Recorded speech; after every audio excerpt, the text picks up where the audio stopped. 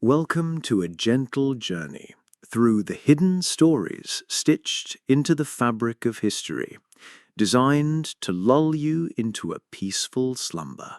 Imagine a room filled with mirrors, yet none truly reflect the essence of who you are. You stand at its heart, adorned in silk, bone, and lace, a corset cinched so tightly that even your breath feels like a negotiation. To the outside world, you embody pure elegance, but internally, your mind races with calculations. How long can you endure this discomfort? You meticulously rehearse every posture, every word, striving to dissolve your true self into an image of perfect obedience and symmetry. This is the unseen architecture of fashion, not as a means of expression, but as a silent mechanism for survival. While the history of clothing is often recounted through tales of threads, colors, and cuts, a far more urgent narrative lies hidden within its seams. A complex code, a whispered language, a survival manual intricately woven into the very fabric.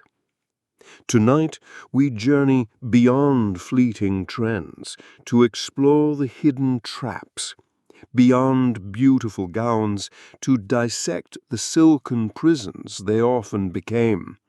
We dare to ask, what if everything women has ever worn was never truly meant to reveal themselves, but rather to conceal the very parts of their being the world could not and would not control? Let us begin this exploration not with the garment itself, but with the pervasive illusion it presented. A Victorian woman did not merely wear a dress, she entered it, much like a soldier donning an intricate suit of armour. Beneath the sweeping skirts lay an entire ecosystem of rigid constraint: chemise, stays, multiple petticoats, corset, crinoline, overskirt, and bodice. This formidable structure, often weighing between 15 and 20 pounds, was paradoxically expected to appear weightless and float with ethereal ease. Encased within this elaborate construction, she found herself unable to run, to squat, or even to draw a truly deep breath. Tragically, this physical limitation extended to dire consequences. Numerous historical accounts detailed deadly ballroom fires where women perished, unable to escape through doorways in dresses too wide for quick passage. Yet, despite these profound restrictions, the world proclaimed her graceful. For grace in that era was simply the silent art of appearing utterly unburdened by pain. To be clear, the Victorian dress transcended mere style. It functioned as an elaborate system of control. It rigidly dictated the permissible limits of a woman's physical autonomy, how far she could walk, the duration of her outdoor excursions, her range of activities, the quantity of food she could consume, and the number of steps she could take before requiring rest. Her garments, though exquisite in brocade, effectively served as a gilded leash. Yet she willingly embraced this restriction, for the alternative, to forgo the dress entirely, was deemed far worse.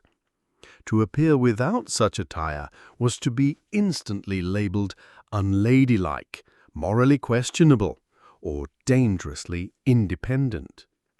A woman capable of walking freely, breathing deeply, or moving quickly was, in the eyes of society, a woman who might just escape the world's carefully constructed grip. And so, with quiet determination, she learnt the art of smiling while encased in steel. Journey backward in time and you will discover the same pervasive message, though inscribed upon different fabrics and through varied forms of attire. In ancient Greece, women were elegantly draped rather than rigidly bound, yet this fluidity offered no true freedom. Their peplos and chitons, seemingly simple, were secured with sharp fibulae, ornate brooches that, if not positioned with meticulous precision, could inflict injury. This subtle danger was far from accidental. Similarly, Roman moralists frequently issued stern warnings that excessive adornment signaled a profound moral decay. Consequently, women learned to adorn themselves with careful moderation, just enough to be perceived as respectable and virtuous, yet never so much as to appear threatening or ostentatious. In these societies, a woman's appearance was never truly her own. It functioned as a precise dialect of obedience, a visual language understood by all.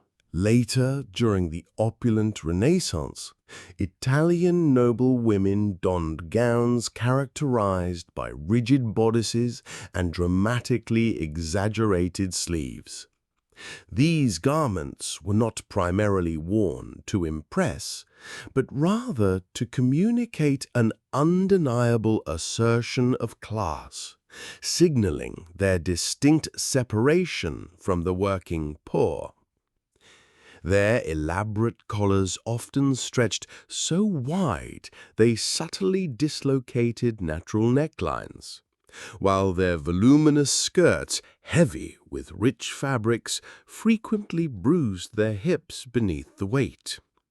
Yet, to shed these cumbersome symbols was to risk a precipitous fall down the social ladder, inviting accusations of vanity or, even more dangerously, independence. Each meticulous stitch in their attire silently declared, "I belong to someone of significant standing." You see, fashion in this era transcended mere personal taste. It was a complex act of translation. What, then, is a disguise? It is a narrative eloquently conveyed through outward appearance. But when one's very survival hinges upon the successful telling of that story, it elevates beyond simple pretense, transforming into a high-stakes performance art within the grand theatre of society. For centuries, women were never merely the audience, they were, irrevocably, the central act. Consider the colonial American woman, whether Quaker, Puritan, or a planter's wife. Her bonnet served a purpose far beyond mere skin protection. It functioned as a clear boundary, a visual symbol of silence, piety, and unwavering restraint. A woman who dared to appear without a bonnet was perceived as one who might speak without permission, challenging societal norms. Similarly, the apron, seemingly a tool of utility, was in fact a powerful signal. I acknowledge and accept my designated place within the domestic sphere.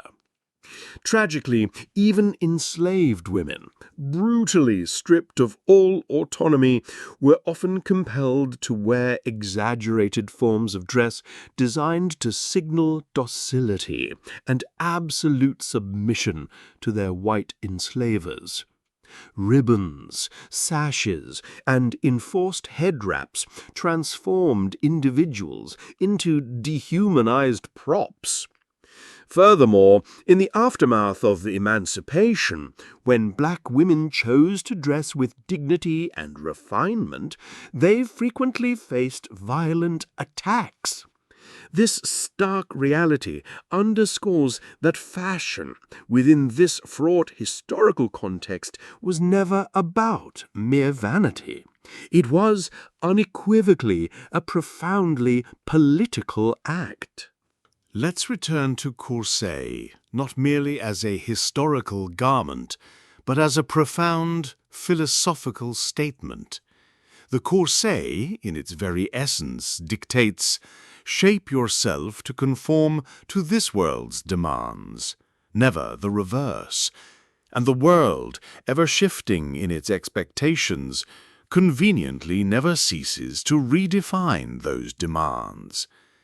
In the vibrant 1920s, women dramatically cast off the physical corset, yet they remained confined within a new, more subtle cage. They embraced the flapper silhouette, a look characterized by a flat chest, an androgynous line, and narrow hips, creating a body that often resembled a boy's more than a mother's.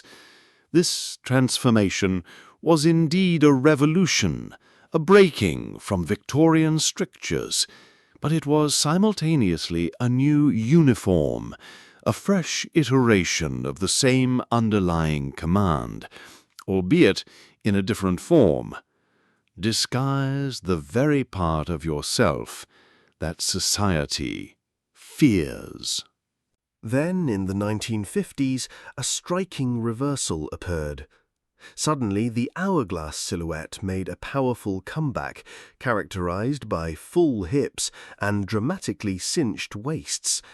Christian Dior's influential new look reintroduced layers, meticulous control, and an emphasis on traditional elegance.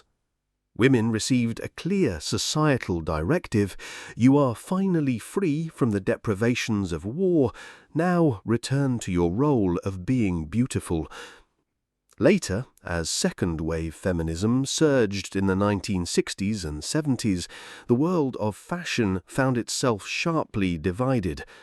Some women defiantly burned their bras as a symbol of liberation, while others embraced the assertive power of shoulder pads, seeking to infiltrate and conquer male-dominated spaces. One faction declared, "I reject your entire game," while the other asserted, "Allow me to play it, and I shall play it better than you."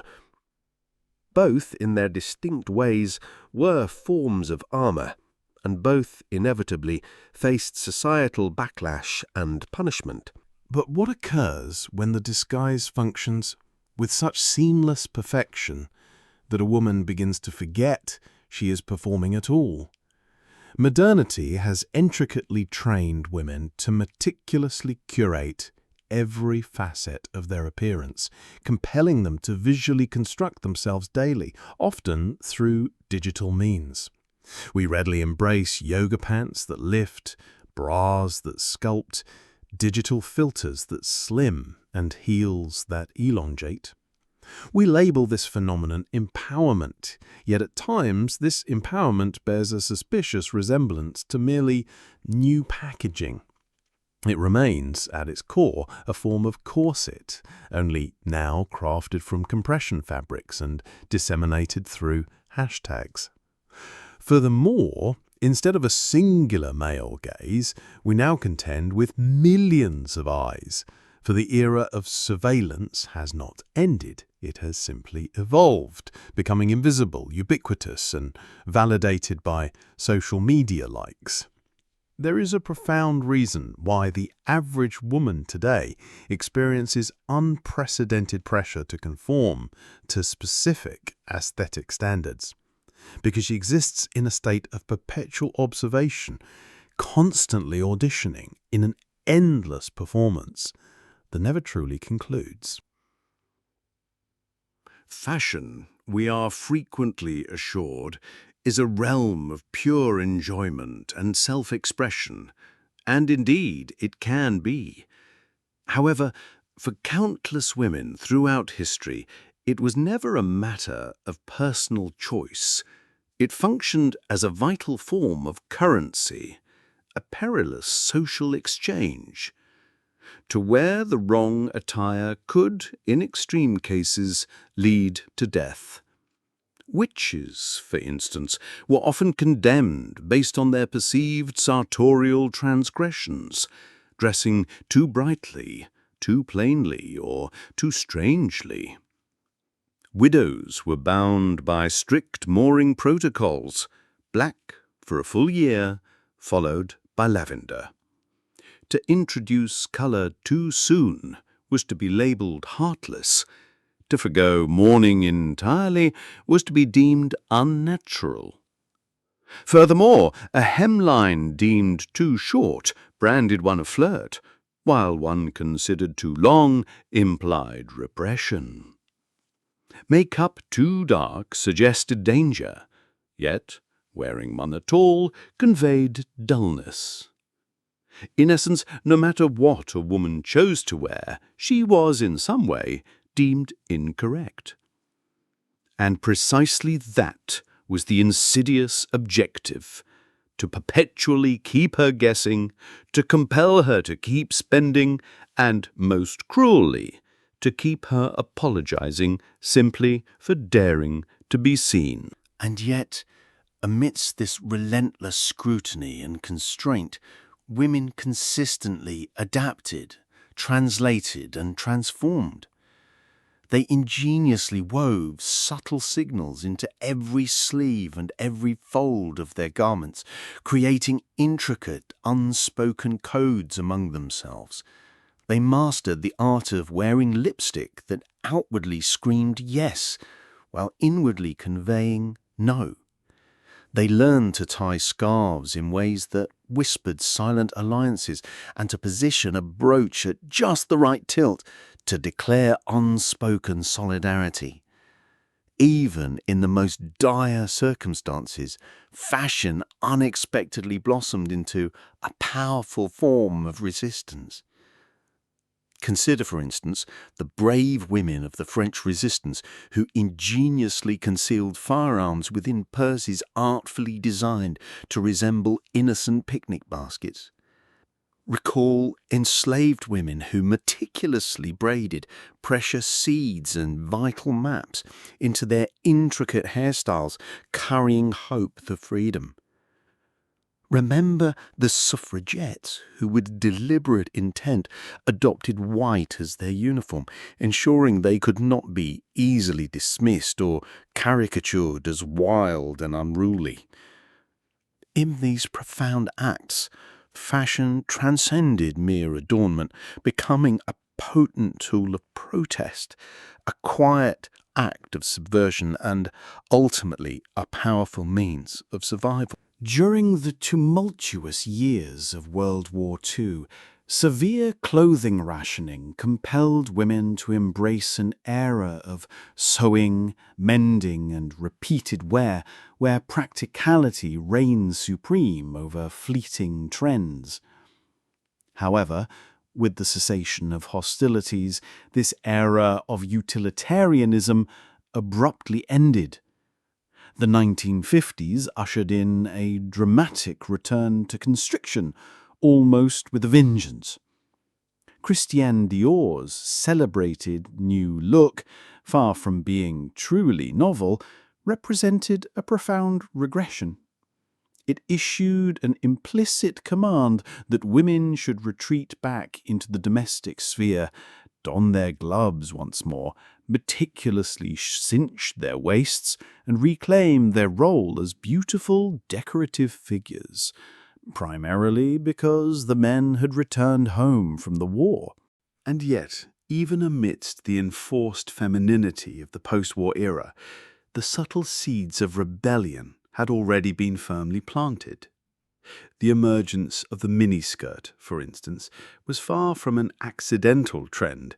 It represented a profound rupture in societal norms. It boldly declared, "Cease measuring my virtue by the length of my hemline." It defiantly asserted, "This leg is unequivocally mine." Today, fashion presents itself as both a complex battlefield and a vibrant playground. While undeniably a colossal industry, it has also evolved into a pervasive conversation. Within this ongoing dialogue, the fundamental question has subtly shifted. It is no longer simply, "What are you wearing?" but rather, "Who instilled in you the belief that this is what confers your value?" And beneath that inquiry lies an even deeper, more resonant question. What would you choose to wear if you were entirely liberated from the need to survive anyone else's opinion? Fashion, throughout history, has consistently been a profound negotiation, a delicate balance between the desire for safety and the urge for authentic expression, between the pressures of conformity and the defiant spirit of resistance, and fundamentally, between the truth of who you are and the relentless demands of who society insists you be. Yet, through every restrictive corset, every expansive crinoline, and every meticulously stitched disguise, one unwavering truth endures. She survived. And from these very constraints she ingeniously forged art. She crafted a hidden language. She nurtured a powerful sense of sisterhood. And now, with quiet strength, she extends the question to you. What will you, in turn, choose to make of it? A curious contradiction lies at the very heart of fashion history. Despite its deeply personal and intimate nature, clothing worn next to one's skin every single day, attire has rarely, if ever, truly been about the individual, particularly for women. Instead, a woman's entire wardrobe has often functioned as a polished mirror, shaped not by her own hand, but by the relentless gaze of others, reflecting only what the world demanded. A simple dress, a headscarf, a pair of heels.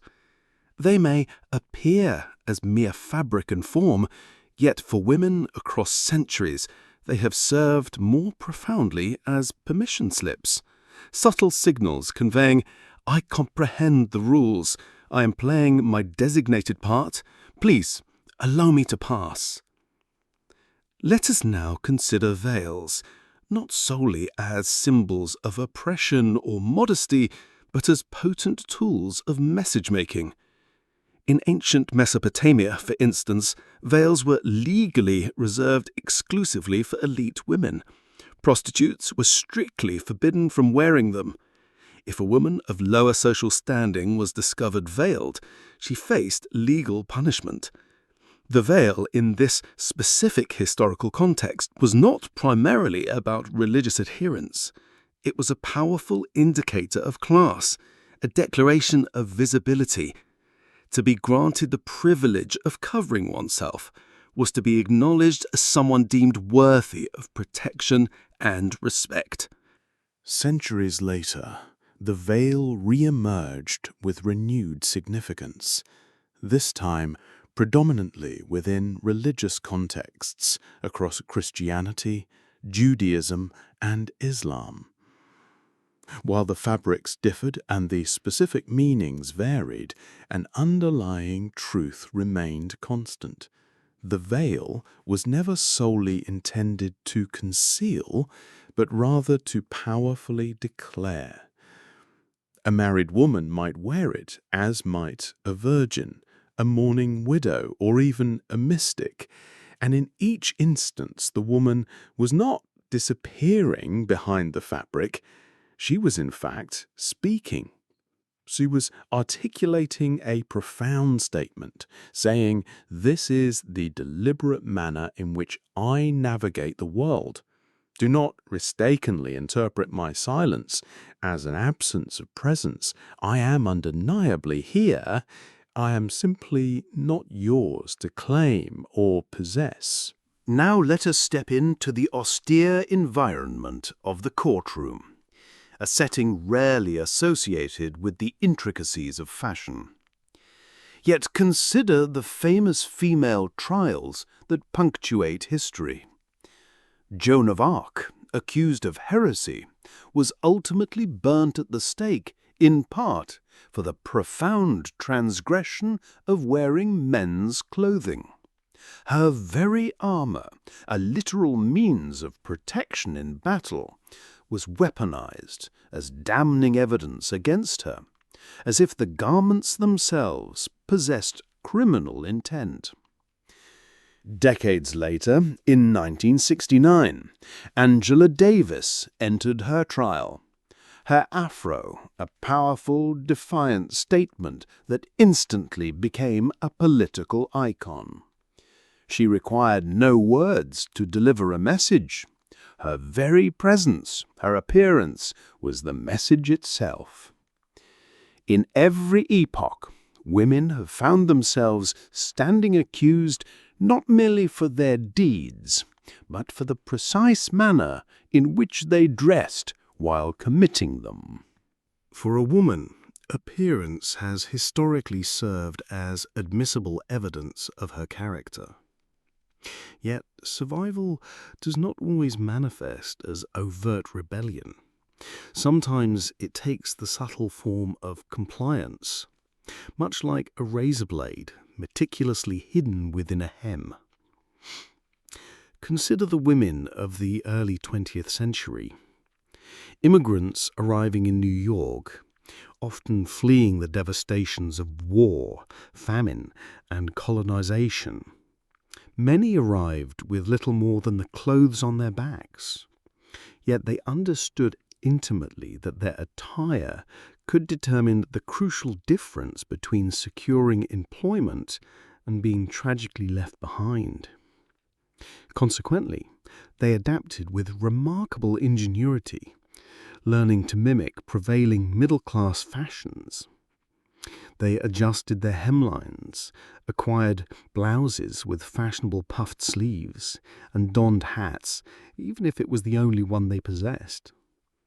This meticulous effort stemmed from the understanding that appearing American offered a vital layer of safety compared to looking foreign. Fashion, in this context, transformed into a powerful tool of assimilation, a subtle border checkpoint they navigated each morning. Similarly, in the Jim Crow South, black women dressed with meticulous care when venturing into public spaces, not out of vanity, but from a profound necessity. The wrong look, a wrinkled collar, a torn heel, a skirt too short, could tragically invite humiliation or, far worse, violence. Yet paradoxically, dressing too well carried its own distinct peril. They risked accusations of arrogance, of audacious attempts to rise above their place. In this oppressive environment, even dignity became dangerous. Thus, they masterfully forged a third path, elegance as resistance. A head held high, a perfectly tailored coat, a pristine pair of gloves, every carefully chosen outfit silently declared, "You may hate me, but you will unequivocally respect me." We often perceive wartime as periods when women's contributions recede from the forefront of historical narratives. Yet, in truth, it is precisely within the interstices of battles, between the rigid orders, the utilitarian uniforms, and the stark ration lines, that we witness the extraordinary extent to which women adapted their appearances as a fundamental means of survival. During World War I, women, for the very first time, entered the industrial factories in unprecedented numbers. Corsets, long a symbol of constraint, were swiftly abandoned, not out of political rebellion, but from sheer necessity and practicality. Trousers, once unthinkable for women, found their way into wardrobes not as a bold declaration of feminist freedom, but as a practical measure to prevent limbs from becoming entangled in dangerous machinery. At long last, the female body was dressed primarily for function. However, the moment peace was declared and normalcy began to return, so too did the familiar societal demands. By the vibrant 1920s, women were once again instructed to flatter the male gaze, to slim down, and to enthusiastically embrace the youthful, liberating flapper styles, characterized by bare arms and seemingly shapeless silhouettes. This new freedom of the 1920s, however, was not entirely on women's own terms. Their liberation remained conditional. There is a haunting historical echo here. Consistently, every time women achieved significant social ground, fashion subtly yet powerfully pulled them back. The 1930s ushered in the Great Depression, prompting a return to modest, overtly feminine silhouettes. The implicit message was starkly clear: the world may be broken, but at least you can still embody beauty. In the 1940s, war once again demanded utility, uniforms and trousers. Yet the 1950s brought a veritable tidal wave of exaggerated femininity, pinched waists, voluminous full skirts, and the pervasive image of the domestic goddess adorned in gingham. The dream relentlessly marketed was simple: stay home, maintain perfect appearances, and be eternally grateful. Fashion and its silken forms echoed the same narrative that propaganda disseminated through posters, and many women obeyed.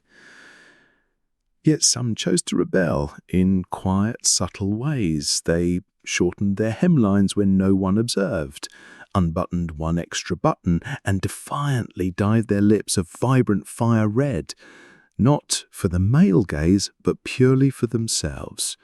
For colour, too, is a potent language. And sometimes the most profound declaration of "I exist" requires nothing more than a defiant crimson on one's mouth. Let us step briefly into the electrifying landscape of the 1960s, a decade where everything seemed to fracture and redefine itself. Miniskirts stormed the streets, asserting a bold new freedom. Leather jackets became symbols of rebellion. Bras were defiantly discarded, and long hair paired with short fuses ignited a cultural revolution. Fashion, during this era, transcended mere response. It became an outright riot. Designers like Mary Quant weren't simply selling skirts, they were packaging and selling rebellion itself, often in the form of polyester. Yet, this seismic shift was not met with universal celebration. The entrenched establishment vehemently denounced it as obscene, declaring, "Girls today dress like prostitutes." This stark reaction reveals a timeless societal judgment. Any time a woman dares to dress solely to please herself, the world with alarming consistency implies she must be selling something of herself. And thus commences the oldest, most enduring negotiation for women: the delicate balance between visibility and personal safety, a truth intimately understood by every woman. Let us now jump forward to the corporate boardroom, specifically in 1985. Imagine yourself as a woman striving to ascend the corporate ladder. You're faced with a stark dichotomy. Present yourself in overtly feminine attire and risk immediate dismissal, or don the prescribed uniform of power. The inevitable result? Shoulder pads, massive, sharp, and distinctly masculine in their silhouette. The iconic power suit was born not because women inherently desired to dress like men, but because they were courageously entering arenas meticulously designed by men for men. and to simply survive within these formidable spaces, they were compelled to outwardly appear as though they belonged. The irony then is truly brutal. To be taken seriously, one was often forced to suppress the very traits that made one's presence groundbreaking and transformative. Consequently, women learned to shrink their voices, harden their edges, and don those ubiquitous navy blazers, a new form of armor, once again. We often overlook the 2000s as a particularly revolutionary period in fashion history. Yet it was precisely that. For it was then that the very nature of the disguise began to turn profoundly inward. Suddenly, the focus shifted dramatically from the clothes themselves to the bodies beneath them. The era championed low-rise jeans, demanding flat stomachs and visibly prominent hip bones. Everything seemed to shrink. The ultimate ideal woman was a size 0, a silhouette so slight it challenged no one, a body seemingly too weak to effectively fight back. Magazines prominently displayed ribs, diets ascended to the status of a religion, and clothing designs meticulously adjusted not to comfortably fit women, but rather to coercively shape them into this newly desired mold. And women, once again, largely complied. For the rules had fundamentally changed. Now, one was no longer merely expected to wear the disguise. One was, in essence, compelled to become the disguise itself. Yet, even within this era of extreme bodily conformity, and perhaps especially here, a nascent resistance began to stir. Women, with growing clarity, started to pose fundamental questions. Why must I meticulously contour my nose? Why is it expected that I remove every single strand of unwanted hair? Why must my jeans leave painful marks upon my skin? Why, fundamentally, does the pursuit of beauty so often feel like a form of punishment? These piercing questions, like sharp cracks, began to fracture the polished mirror of societal expectation. We now inhabit an age defined by profound contradiction. It is an era where women are incessantly urged to love themselves, even as countless products are aggressively marketed to fix perceived flaws that were never truly broken. It is an era of proclaimed body positivity, existing within a world still overwhelmingly dominated by the pervasive use of photo filters. It is an era of celebrated inclusivity, even as the relentless engine of fast fashion brutally exploits women's labor in developing countries worldwide. The outward form of the dress may have undeniably changed, but the subtle, insidious disguise, it remains ever present. The disguise today is subtler, digitized, and meticulously personalized, often shrewdly marketed as empowerment. Yet beneath this glossy veneer, the same insidious threat perpetually whispers, don't appear too different, don't be too loud, don't look as though you've stopped trying. The true power of any disguise lies not in how effectively it conceals you, but in its ability to convincingly persuade others that it is, in fact, your authentic self. And it is precisely within this subtle illusion that the true genius of modern fashion resides. For today's disguise is no longer crafted from steel-boned corsets, expansive hoop skirts, or the luminous petticoats. Instead, it manifests as choice, or more accurately, the compelling illusion of it. We are constantly assured that we are utterly free to wear anything we desire, to express ourselves, to experiment, to be bold or soft, naked or armored, to dress up or down. Yet this proclaimed freedom invariably comes with a hefty price tag, and beneath the seemingly liberated folds of fabric, the persistent whispers of ancient, unspoken rules still profoundly echo. For every woman who confidently wears what she genuinely loves, there exists another meticulously calculating how that choice will be interpreted by the world. Too much cleavage? Unprofessional. Too little? Frigid. Too fashion-forward? Attention-seeking. Too plain? Forgettable. Thus, even as we assert ownership over our personal wardrobes, we do so while subconsciously maintaining a complex mental ledger, navigating the delicate balance of how to be seen, yet not excessively so, how to appear beautiful, yet never threatening, how to exude power, yet remain undeniably desirable. This, then, is the essence of the modern disguise. It presents itself as freedom, while simultaneously serving the very same pervasive surveillance. Let us pause and critically ask, who truly benefits from this elaborate illusion?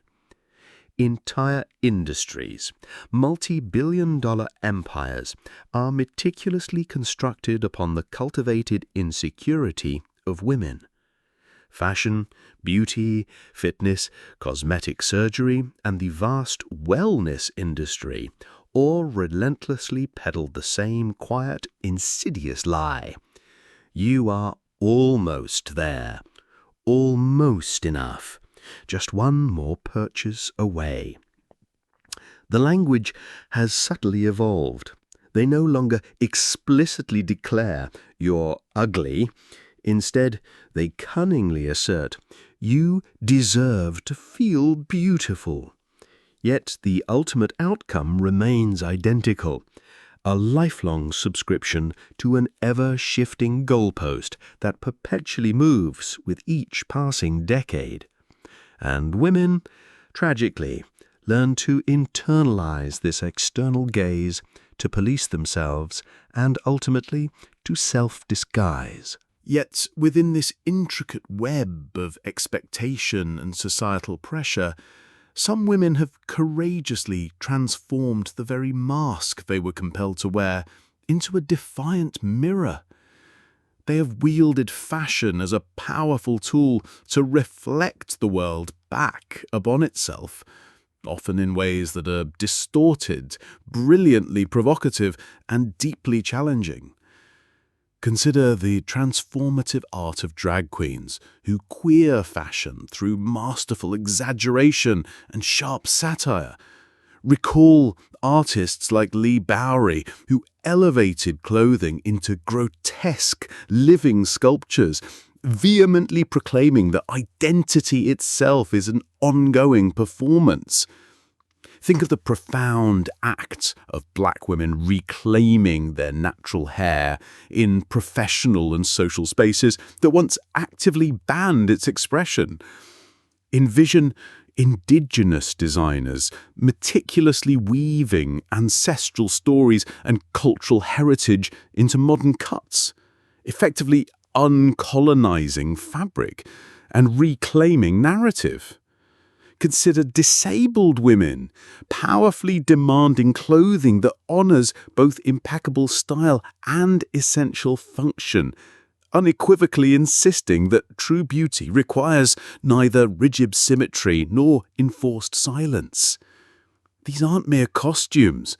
They are profound, undeniable confrontations. Yet, even amidst these radical and empowering acts of sartorial defiance, a pervasive danger subtly persists. For a woman who courageously chooses to shed the disguise entirely is often subjected to far more severe punishment than one who meticulously wears it well. Consider the intense backlash and vitriol directed at no-makeup selfies. The public scorn heaped upon women who dared to age authentically in the public eye, or the harsh judgment reserved for those perceived to have let themselves go. The stark reality is this: when a woman opts out of the societal performance, she does not simply disappear from view. Instead, she frequently transforms into a prominent target. This reveals a crucial truth: that disguise was never truly designed to hide her from the gaze of others. Rather, its ultimate purpose was to shield others from her, from the formidable threat she poses when fully, unapologetically seen. Let us now shift our perspective once more. What transpires when men venture into the expansive realm of fashion and, in doing so, face similar forms of societal punishment? We uncover a profound truth. The disguise in its essence was never solely about the confines of femininity. Rather, it was fundamentally about controlling the perceived margins of society. When men choose to wear skirts, paint their nails, or openly embrace softer, more traditionally feminine aesthetics, they too are met with swift condemnation. You're too much, you're confusing, you're flagrantly breaking the rules. This universal reaction reveals that fashion, when stripped down to its bare skeleton, has always been inextricably linked to the enforcement of borders between genders, classes, races, faiths, and sexualities. The disguise, therefore, is strategically assigned to meticulously keep these established margins firmly in place. And those who dare to cross these meticulously guarded borders, those who defiantly refuse to wear the prescribed disguise, or, even more subversively, choose to remix it, pose a fundamental threat to the very architecture of power. Let us return briefly to our initial starting point: the Victorian woman, meticulously balancing 20 pounds of cumbersome crinoline. She found herself utterly unable to sit without assistance, unable to relieve herself without elaborate choreography, and incapable of running, lying down, or even turning sideways in a narrow hallway. Yet, paradoxically, history remembers her as graceful. Why? Because grace, in the scrutinizing eyes of power, has always been synonymous with enduring suffering in silent, uncomplaining submission. But what if we were to radically redefine the very essence of grace? What if grace was no longer about passive endurance, but rather about powerful emergence? No longer about shrinking oneself to fit, but about boldly claiming one's rightful space? What if we genuinely allowed women to wear whatever they desired and truly meant it? Not as a form of branding, not as a tool for identity politics, not as a mere distraction, but as an authentic, unvarnished truth. A truth unpolished, uncompromising, and utterly uneconomical. A quiet revolution is subtly unfolding, lacking fanfare and often defying conventional fashion. Yet its presence is pervasive. It manifests in women who resolutely refuse to wear restrictive shapewear, in girls who wear the same cherished shirt daily without a hint of apology, and in elders who boldly sport neon socks, embracing joy over convention. It is evident in trans women who, through their authentic expression, profoundly teach the world the deeply personal and transformative nature of fashion. It thrives in non-binary teens who ingeniously transform thrift stores into vibrant temples of possibility, crafting identities with boundless creativity. It resonates with survivors who prioritize wearing what feels safe and comforting, even if it doesn't traditionally flatter. It is seen in mothers who choose clothes for unrestricted movement, not merely to please an external gaze. And it is powerfully embodied by bodies that unequivocally refuse to be rebranded or reshaped. Each individual in this quiet uprising is an architect, meticulously rewriting the outdated blueprints of expectation. The true future of fashion does not reside in an abundance of choices. Rather, it lies in the cessation of punishment. It resides in fashion that makes no demands for performance, that offers no apologies for prioritizing comfort, and that requires no external justification whatsoever. And, crucially, it resides in profound conversations such as this one, where we shift our inquiry from "what is she wearing?" to the far more significant question, what was she never allowed to take off? You see, the intricate disguise was never truly about the garments themselves. Instead, it was fundamentally about what we collectively feared the clothes might inadvertently reveal. Unbridled power, profound agency, simmering rage, uninhibited desire, pure joy, expansive volume, authentic flesh, and boundless freedom. What if fashion were to evolve into a realm where it no longer needed to conceal these fundamental aspects of being? What if, instead, it transformed into a sacred space dedicated to celebrating them, to exploring rather than erasing, to protecting rather than imprisoning, to boldly declaring rather than subtly disguising? Then, perhaps the next time a young girl stands before a mirror, she will no longer ask, "How do I look?" Instead, she will confidently inquire, "What do I truly want to say?" Fashion, in its essence, is an ancient, profound language articulated through the intricate interplay of texture, shape, colour, and rhythm. It weaves compelling narratives, not only about individuals, but also about entire societies, their entrenched hierarchies, their deepest fears, and their loftiest aspirations. Throughout recorded history, clothing has consistently served as one of the most potent forms of communication, particularly for women whose authentic voices were frequently silenced or deliberately ignored. To truly comprehend this intricate language, we must acknowledge that fashion is never a neutral medium. It is inextricably embedded within pervasive systems of power and control. Consider once more the iconic Victorian crinoline, a formidable cage crafted from steel hoops that dramatically expanded a woman's silhouette far beyond her natural physical form.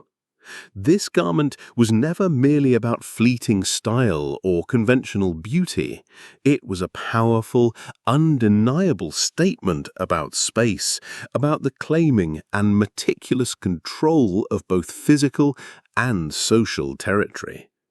Yet this expansive space came at a significant personal cost. Women encased in crinolines required constant assistance to navigate narrow doorways, to sit gracefully, and even to attend to basic bodily needs. Their bodies were relentlessly constrained, disciplined, and regulated, their every movement meticulously choreographed to preserve the illusion of effortless, unattainable grace. The same profound truth can be observed in the evolving power suits of the 1980s. Shoulder pads widened dramatically, collars stiffened, and silhouettes sharpened, all meticulously designed to mimic male authority and render women more palatable within male-dominated corporate arenas. Yet beneath these layers of fabric and potent symbolism lay an undeniable tension, the inherent human desire for agency clashing with the relentless demand for conformity.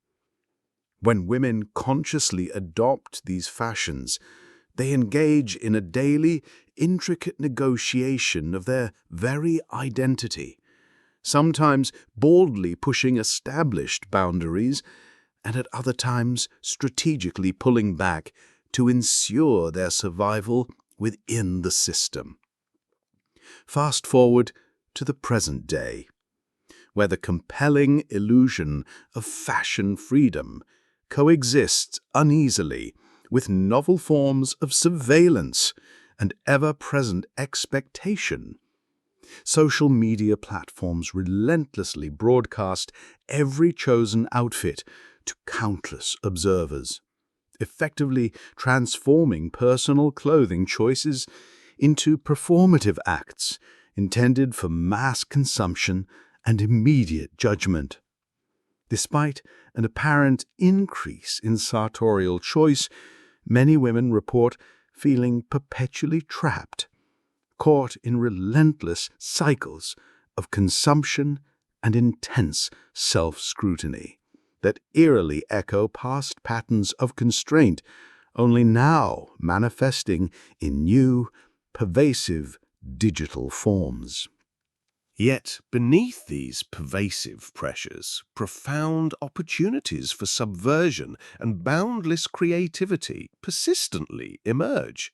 From the raw authenticity of streetwear to the exquisite artistry of haute couture, from powerful body positivity movements to ingenious DIY fashion rebels, women are actively and courageously rewriting fashion's intricate language. They are reclaiming it as a potent form of resistance, a vibrant means of self-expression that defiantly transcends entrenched societal constraints. By undertaking these acts, they honor a long and resilient lineage of survival and remarkable adaptation, becoming architects not merely of disguise, but ultimately of profound freedom. The story of fashion is, at its very core, the enduring story of women's unwavering resilience, how they have masterfully utilized cloth, color, and shape to negotiate their existence within often oppressive structures, sometimes strategically conceding, sometimes valiantly fighting, but always unequivocally enduring. This powerful narrative challenges us to fundamentally reconsider how we perceive and understand fashion today, not simply as superficial decoration or fleeting trend, but as a profound and multifaceted cultural text that eloquently reveals the intricate complexities of gender, power, and identity. May your mind now drift into a gentle calm, as the echoes of these stories guide you softly into a night of peaceful dreams.